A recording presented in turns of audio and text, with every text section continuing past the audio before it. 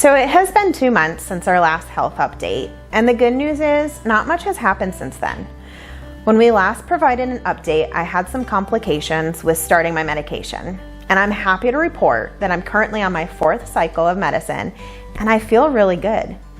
Do not get me wrong, I have my days where I get tired and just need to rest, but overall, I'm feeling much better. Now I know what you must be thinking. Well, that's great news. You're feeling better, the medicine is working, you're going to be cured. Unfortunately, when you're given a stage 4 diagnosis, there is no cure. There are medications that will keep you stable, and if they are working, you cannot ask for anything better than that. So one of the many questions I've received is, how long are you on this treatment for? Well, I'll be on treatments for the rest of my life. Whether it's the regimen I'm currently on or another type of medication, it all depends. So I was doing really well with doing the update, and out of the corner of my eye, I could see my girls looking at me, and just the look in their eye, and it once again hits you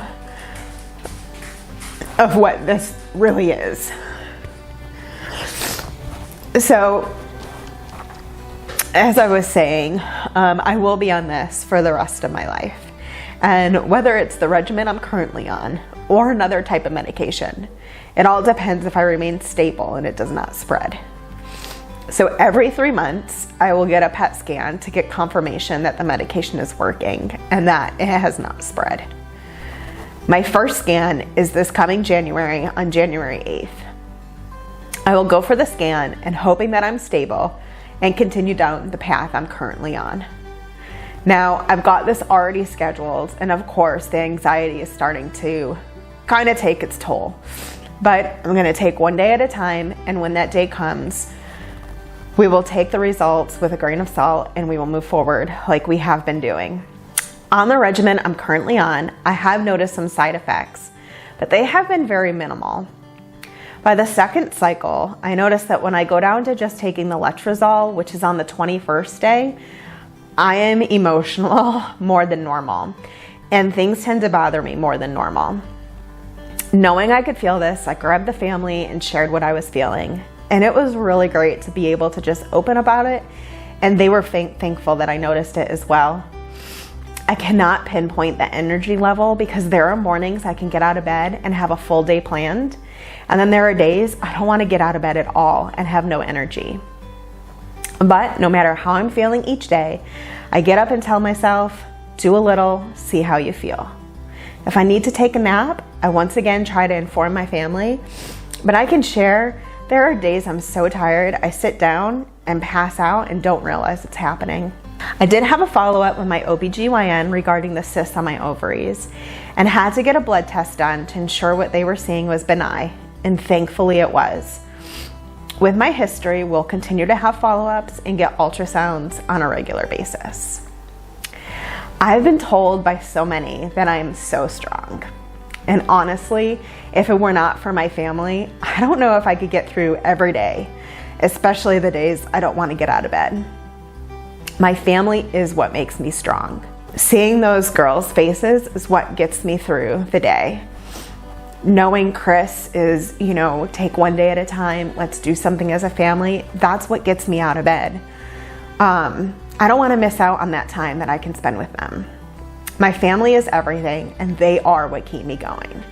So to say that I'm strong, it's really my family that makes me strong.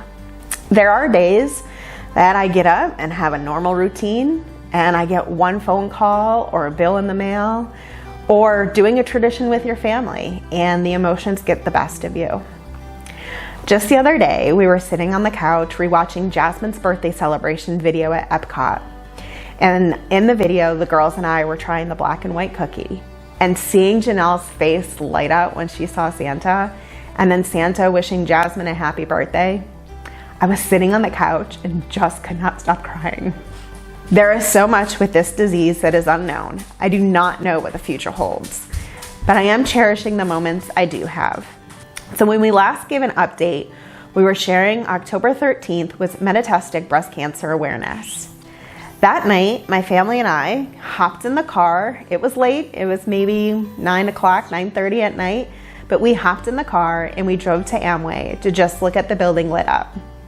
And I want to just give a shout out to Sean as well for sharing New Orleans Superdome lit up.